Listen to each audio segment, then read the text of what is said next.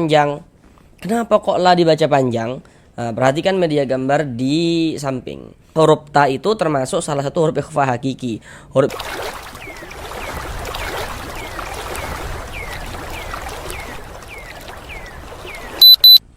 Assalamualaikum warahmatullahi wabarakatuh.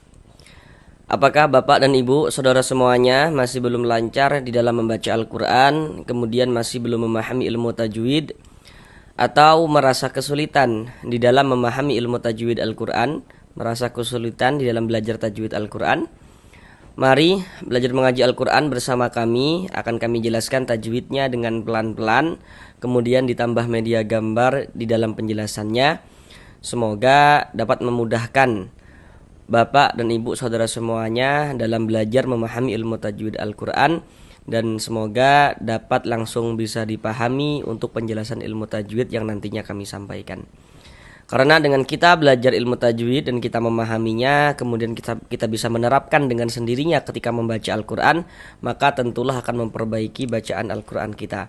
Semoga yang belum lancar bisa secepatnya lancar di dalam membaca Al-Qurannya.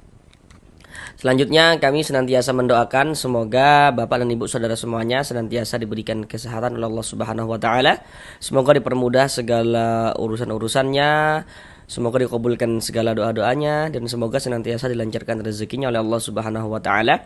Semoga senantiasa diberikan rezeki yang berlimpah dan barokah, sehingganya dengan rezeki yang berlimpah dan barokah tersebut semoga semakin meningkatkan keimanan dan juga ketakwaan kita kepada Allah Subhanahu wa taala, dan semoga nantinya bisa beribadah umrah dan haji ke tanah suci Mekah. Amin amin ya rabbal alamin. Baik, mari kita mulai belajar mengaji Al-Qur'annya. Kita lanjutkan kembali belajar mengaji Al-Qur'an dengan penjelasan tajwidnya yang akan kami jelaskan dengan pelan-pelan. Sekarang ini kita masuk pada surah Ali Imran ayat yang ke-73. Pada surah Ali Imran ayat yang ke-73 ini akan kita bagi menjadi 3 bagian supaya durasi videonya tidak terlalu lama. Karena di sini kami berusaha menjelaskan tajwidnya itu dengan pelan-pelan, harapannya itu semoga dapat langsung bisa dipahami dengan mudah. Sekarang ini kita masuk pada bagian yang pertama daripada surah Ali Imran ayat yang ke-73 ini. Pada bagian yang ketiga ini kita akan belajar dari sini. Dari sini sampai selesai sini. Sekarang mari kita baca bersama-sama terlebih dahulu dengan pelan-pelan. A'udzu billahi minasyaitonir rajim. Bismillahirrahmanirrahim.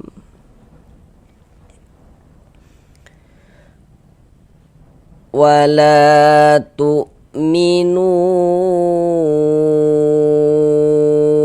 illa liman tabi'a dinakum. Sekarang mari bersama-sama kita bahas tajwidnya dengan pelan-pelan. Yang pertama di sini wala, la kita baca panjang. Kenapa kok la dibaca panjang? Perhatikan media gambar di samping. Di situ ada bacaannya rumus mad tabi'i atau mad asli. Jadi mad tabi'i atau mad asli itu memiliki 3 huruf mad. Jadi huruf mad itu jumlahnya ada 3. Apa saja huruf-huruf madnya itu? Rumus 1 yang warna hitam, huruf ya sukun sebelumnya harokat kasroh. Jadi kalau baca Al-Quran itu kita perhatikan, kalau ada huruf ya sukun, sebelum ya sukun ada huruf yang memiliki baris kasroh, ada huruf yang memiliki harokat kasroh. Nah maka huruf yang memiliki harokat kasrohnya dibaca panjang. Rumus 2 warna hitam, huruf waw sukun sebelumnya harokat dhammah. Jadi kalau baca Al-Quran bertemu waw sukun, sebelum waw sukun ada huruf yang memiliki harokat dhammah, maka huruf yang memiliki harokat dhammahnya dibaca panjang. Rumus 3 warna hitam, huruf alif sebelumnya harokat fathah. Jadi kalau kita baca Al-Quran bertemu alif, sebelum alif ada huruf yang memiliki harokat fathah, maka huruf yang memiliki harokat fathahnya dibaca panjang. Di dalam Al-Quran itu pada mad tabi'i untuk menunjukkan tanda panjang, huruf-huruf madnya itu bisa ditulis dalam bentuk seperti rumus 1, rumus 2, rumus 3 yang warna-warna hitam itu. Nah, yang maksudnya itu dari segi tulisan huruf madnya itu ada, kelihatan, tampak, dapat kita lihat seperti itu. Kemudian juga pada mad tabi'i untuk menunjukkan tanda panjang, huruf-huruf mad yang warna-warna hitam itu bisa juga tidak ditulis. Tidak ditulis dalam bentuk seperti yang warna-warna hitam itu. Jadi dia dari segi tulisan huruf madnya itu tidak ada. Namun untuk menunjukkan tanda panjang, huruf madnya itu dikira-kirakan, diganti dengan tanda panjang seperti yang rumus 1, rumus 2, rumus 3 yang warna biru itu. Jadi rumus yang warna-warna biru itu pada dasarnya adalah rumus yang warna hitam. Nah, tentunya sesuai dengan kotaknya masing-masing ya, kayak gitu. Nah, sedangkan la dibaca panjang. Ini penjelasannya terletak di rumus 3 yang warna hitam. Kami jelaskan sekali lagi dengan lebih pelan-pelan cara memahami rumus 3 yang warna hitam. Di rumus 3 warna hitam, di situ dapat kita lihat bahwasanya di situ ada alif. Sebelum alif di situ ada harokat fathah. Baris miring itu namanya harokat fathah atau tanda baca fathah. Kemudian di bawah tanda baca fathah di situ ada titik-titik. Titik-titik di sana itu maksudnya itu letaknya huruf yang dibaca panjang sebab dia memiliki harokat fathah itu tadi. Nah, tapi kita perlu memahami dari awal.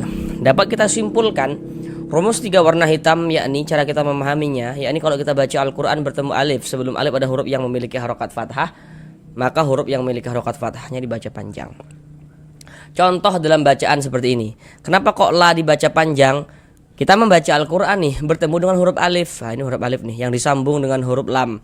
Nanti itu ada huruf alif yang disambung, ada huruf alif yang tidak disambung, seperti itu. Jadi kita jangan berfokus pada sambung menyambungnya, jangan. Nah, yang terpenting ada alif. Ada alif. Sebelum alif, sebelah sininya nih, ada ini nih, ada harokat fathah nih, tanda baca fathah, baris miring nih. Ada alif, sebelum alif ada harokat fathah, maka huruf yang memiliki harokat fathahnya dibaca panjang. Sehingganya la dibaca panjang. Mad tabi'i panjang 2 harokat sesuai dengan rumus 3 yang warna hitam. Wala tu'minu, nu dibaca panjang. Ini namanya adalah mad jaiz munfasil.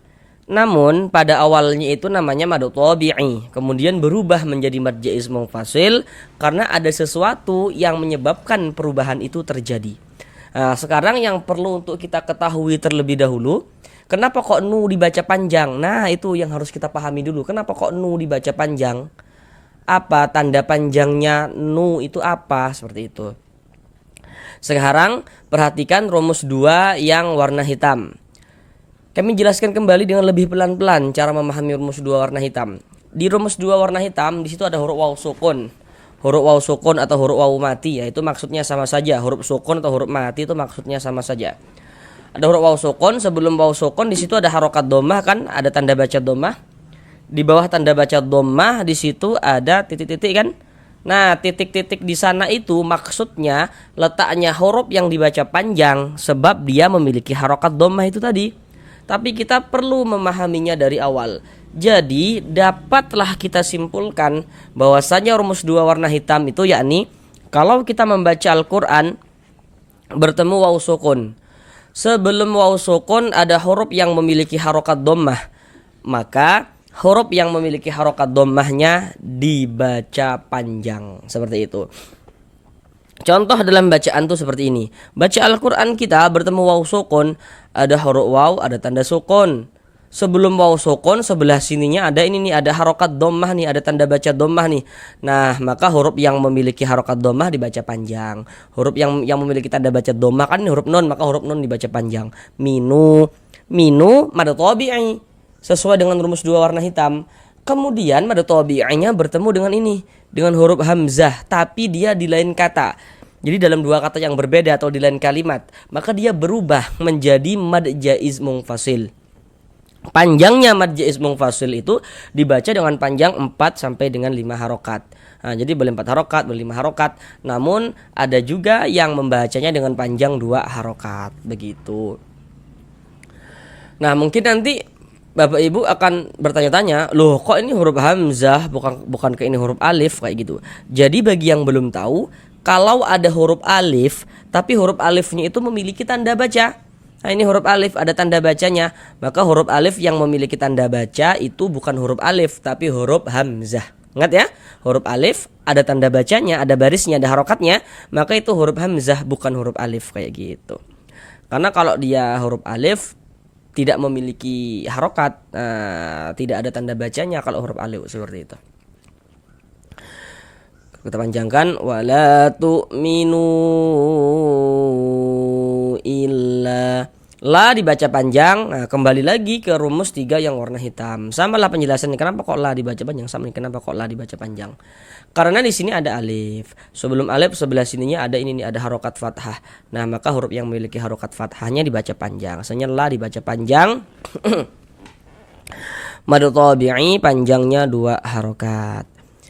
Nah, sesuai dengan rumus 3 warna hitam. Illa liman tabi'a dinakum.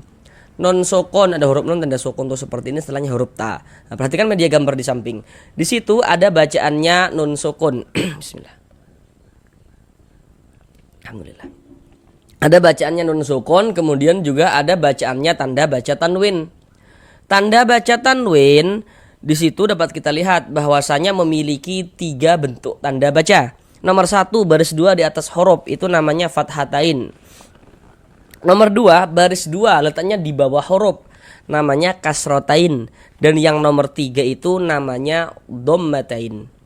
Jadi kalau kita membaca Al-Qur'an, setiap bertemu dengan huruf nun sukun atau setiap bertemu dengan salah satu tanda baca tanwin, maka di situ akan terjadi hukum tajwid dengan memperhatikan huruf setelahnya. Di mana ada nun sukun atau di mana ada tanwin, terjadi hukum tajwid di sana dengan memperhatikan huruf setelahnya. Mengapa dengan memperhatikan huruf setelahnya? Ya kalau misalkan kita baca Al-Qur'an kemudian kita berhenti berwakaf di huruf nun sukun atau berwakafnya itu di huruf tanda yang memiliki tanda baca tanwin, ya tidak terjadi hukum tajwid, kan terjadinya itu dengan memperhatikan huruf setelahnya kayak gitu. Nah, kecuali nanti kalau ada tanwin setelahnya hamzah wasal, nah nanti itu dia ada pembahasan tersendiri.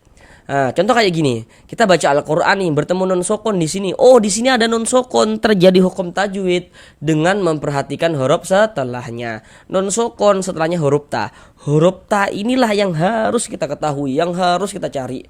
Apa nih huruf apa ini gitu. Huruf ta ini huruf apa gitu. Supaya kita bisa menentukan hukum tajwidnya. Kita lihat media gambarnya, huruf ta itu termasuk salah satu huruf ikhfa hakiki. Huruf ikhfa hakiki jumlahnya ada 15. Supaya kita bisa menguasai hukum ikhfa hakiki, maka tentu kita harus menghafal huruf-hurufnya. Nah, kalau kita tidak hafal hurufnya, bagaimana cara kita menguasainya, kan kayak gitu. Nah, jadi nanti kalau kita sudah hafal huruf-hurufnya, sudah betul-betul hafal huruf-huruf ikhfa yang 15 itu, nanti kita kalau baca Al-Qur'an dapat mengetahui hukumnya ikhfa. Jadi nanti kalau ada nun sukun atau tanwin setelahnya bertemu dengan salah satu daripada 15 huruf yang di samping, maka hukumnya adalah ikhfa hakiki. Sedangkan huruf ta dia masuk pada ikhfa hakiki ikhfa hakiki aqrab. Karena dari segi makharijul huruf, antara huruf nun dan huruf ta itu dia dekat, maka dikatakan aqrab. Maka cara kita membaca hukum ikhfa hakiki yakni dibaca dengan samar. Jadi bunyi nun sukun atau bunyi tanwinnya dibaca samar dengan bersiap-siap kita masuk ke dalam huruf ikhfanya. Nah, kemudian juga disamarkan disertai dengan dengungan, digunahkan. Jadi ini kita baca liman, jangan dibaca liman gitu. Kalau dibaca liman jelas gitu nanti dia izhar jadinya. Maka disamarkan liman, kemudian didengungkan sehingganya di bagian man suaranya kita tahan. Nah, kita panjangkan sebentar kira-kira sepanjang 2 harokat. Liman tabi'a dinakum. Dibaca panjang. Kenapa kok dibaca panjang? Sekarang perhatikan rumus 1 yang warna hitam. Cara kita memahami rumus 1 yang warna hitam pada mad tabi'i, di rumus 1 warna hitam di situ dapat kita lihat bahwasanya di situ ada huruf ya sukun atau huruf ya mati. Sebelum ya sukun di situ ada harokat kasroh, kan ada tanda baca kasroh. Di atas tanda baca kasroh di situ ada titik-titik, kan di situ titik-titik di sana itu Maksudnya itu letaknya huruf yang dibaca panjang sebab dia memiliki harokat kasroh itu tadi. Tapi kita perlu memahaminya dari awal. Jadi dapat kita simpulkan cara memahami rumus satu yang warna hitam, yakni kalau baca Al-Quran bertemu kita dengan huruf ya sukun.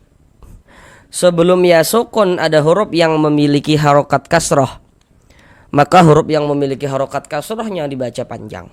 Contoh dalam baca Al-Quran kita bertemu huruf ya sukun, ada huruf ya, ada tanda sukun. Sebelum ya sukun sebelah sininya ada ini, ada baris kasroh nih, baris miring, baris kasroh. Karena ada huruf ya sukun sebelumnya harokat kasroh ya, baris kasroh, maka huruf yang memiliki harokat kasrohnya dibaca panjang. Sehingganya dibaca panjang. Dibaca panjang itu adalah mad tabi'i. Sesuai dengan rumus satu yang warna hitam. Karena ada huruf ya sukun sebelumnya harokat kasroh, maka huruf yang memiliki harokat kasrohnya dibaca panjang kayak gitu. Dinakum. Di sini ada tanda wakaf, bentuknya itu qaf dengan lam.